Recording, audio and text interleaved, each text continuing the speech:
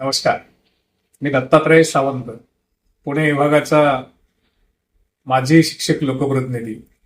कालपासून देशपांडे साहेब आणि मी मंत्रालयामध्ये पगाराचे पैसे आणि शिक्षकांचा जीपीएफ जो पगारामधूनच कापून गेलेला असतो तो त्यांना त्यांच्या काही महत्वाच्या कारणासाठी काढायचा असतो, परंतु तो त्यांना मिळत नाही. ते त्यांना मिळावा यासाठीचा प्रयत्न सुरू होता. शालेय शिक्षण विभागाचे साधारण 805 कोटी रुपये हे सोडलेले आहेत आणि त्यामुळं महाराष्ट्रातील सर्वच प्राथमिक, माध्यमिक, उच्च माध्यमिक मधील शिक्षक बांधवांचा आणि शिक्षकेतर बांधवांचा जीपीएफ त्यांना मिळेल. पीजीएनटी विभागाच्या ज्या आश्रमशाळा मोठ्या संख्येनं आहेत त्यावरील बांधवांचा सुद्धा पैसा त्यांच्या हक्काचाच कपात झालेला त्यांना त्यांच्या महत्वाच्या कारणासाठी मिळत नव्हता, तोही त्यांना मिळावा यासाठीच्या प्रयत्नालाही काल खात्रीनं यश आलंय.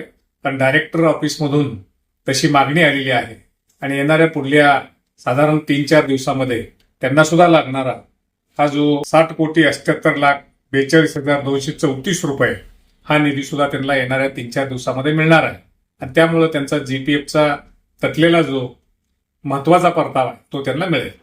धन्यवाद.